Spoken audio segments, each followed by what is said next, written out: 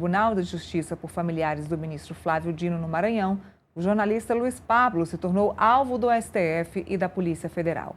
A investigação avançou após medidas de busca e apreensão autorizadas pelo ministro Alexandre de Moraes, que apontou riscos à segurança de autoridades e a identificação de Raimundo Cotrim como suposta fonte. Associações de imprensa manifestaram forte preocupação com o precedente de exposição de fontes, enquanto a presidência do STF indicou que o caso passará por análise no plenário. Moraes, contudo, continua defendendo a investigação. O ministro do Supremo afirmou que a segurança da família do ministro Flávio Dino foi colocada em risco real por uma organização criminosa.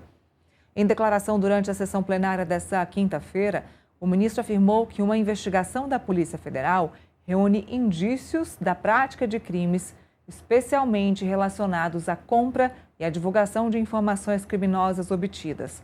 Moraes salientou que associações criminosas travestidas de jornalismo teriam colocado a família do ministro em risco e ponderou que é preciso diferenciar jornalistas investigativos de jornalistas investigados por suspeitas de práticas criminosas. Vamos ouvir um trechinho do que ele disse.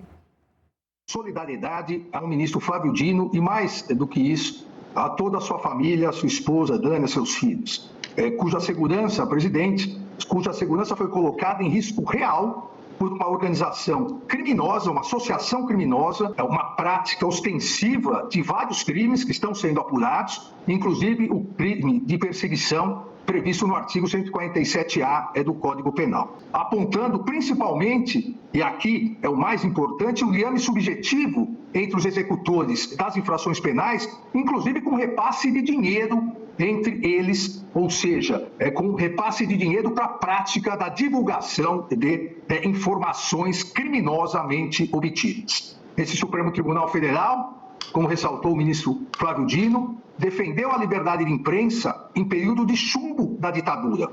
Continua defendendo e sempre defenderá a liberdade de imprensa, o livre exercício do jornalismo e todos os seus direitos e garantias, inclusive o sigilo da fonte. Uma coisa é o sigilo de fonte, outra coisa é a prática criminosa contra, seja autoridades ou pessoas da sociedade. Não confundamos jornalistas investigativos com jornalistas investigados pelas práticas criminosas. O Supremo Tribunal Federal continuará a proteger todas as pessoas e suas famílias, inclusive ministros desse tribunal, que venham a ser ameaçados ou coagidos por associações criminosas que, travestidas de jornalismo, pratiquem diversas infrações penais mediante paga.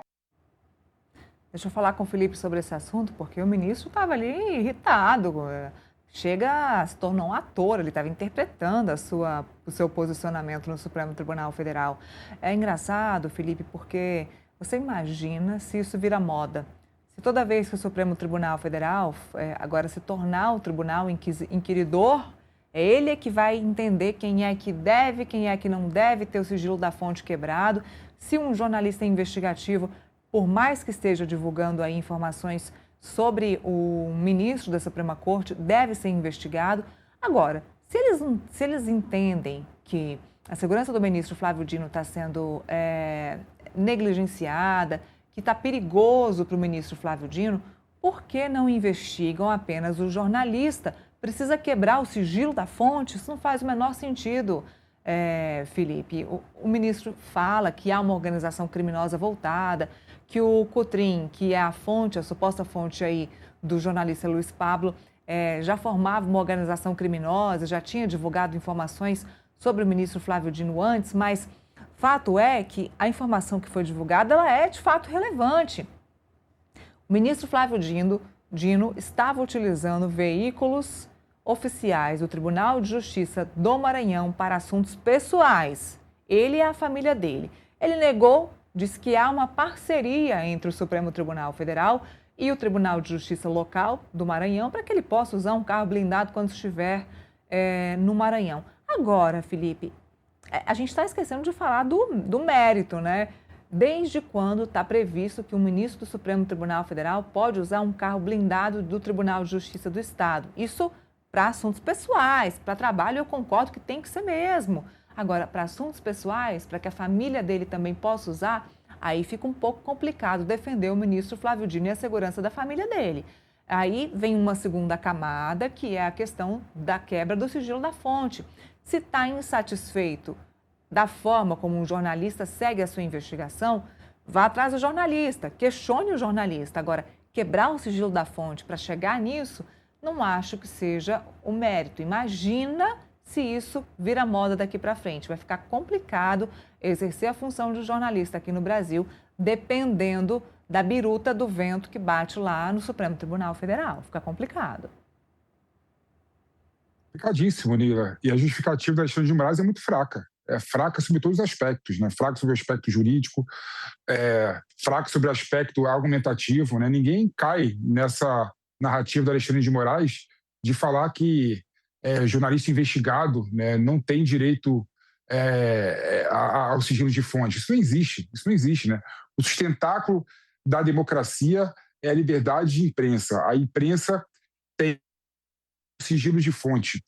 Então, não dá para o Alexandre de Moraes fazer uma interpretação tão restritiva como ele fez para desvendar um crime que ele acha que é um crime contra o Flávio Dino, né? Está errado isso. E sobre a de dúvida nele, existiam inúmeras documentações, inúmeras provas, trabalho da Polícia Federal, trabalho da Polícia do Maranhão, que chegariam à mesma conclusão. Ele não precisaria, caso ele resolvesse criminalizar, né, a fonte do jornalista, ele chegaria à mesma conclusão sem precisar, né, quebrar o sigilo de fonte. Então, isso é um absurdo. A gente não pode aceitar que o Estado, que tem o poder de fazer investigação tão grande, comanda a Polícia Federal, com as suas ferramentas, com as suas prerrogativas, né, comanda o Judiciário, né, comanda, tem instrumentos para fazer a produção de prova. A gente não pode aceitar, né, que o Judiciário quebre um direito fundamental, que é o sustentáculo da democracia e sustentáculo do Estado Democrático de Direito. Então, essa narrativa do Dino não pega. Eu espero que a Suprema Corte do Brasil reavalie, né, essa decisão do Dino e deixe claro que esse tipo de postura é ilegal e não é legítima, né? Ele conseguia chegar à mesma conclusão sem quebrar o sigilo de fonte. E outra, nele, que eu vi algumas pessoas colocando, eu até coloquei essa narrativa também, quando eu falei a primeira vez sobre o assunto, né? Não cabe ao Supremo Tribunal Federal, à Justiça, né, fazer uma interpretação restritiva à imprensa. É um blogueirinho. É um jornalista investigado. Não cabe esse tipo de análise, né?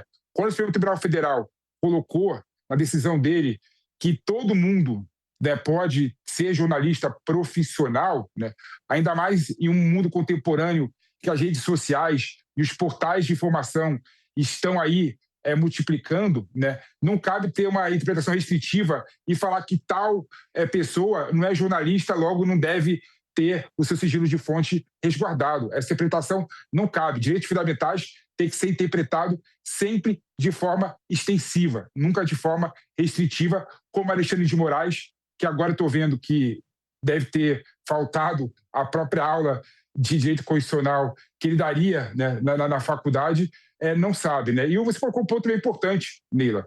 Se a questão era relacionada com o uso do carro oficial por parte do Dino de forma ilegal e irregular, bastaria o Flávio Dino vir a público justificar: olha, gente, tem uma legislação aqui que tem um convênio do STF com o Poder Judiciário do Maranhão que me permite usar o carro blindado do Tribunal de Justiça, né?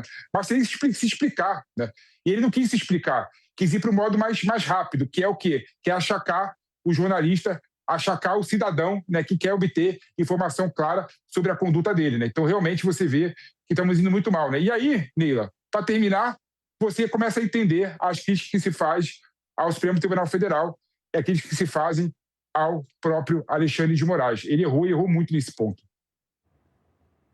Vou chamar um outro intervalo comercial para quem nos assiste aqui pela Fast TV. A gente volta em breve, rapidinho, o nosso intervalo comercial, e a gente já volta com mais discussão sobre esse assunto.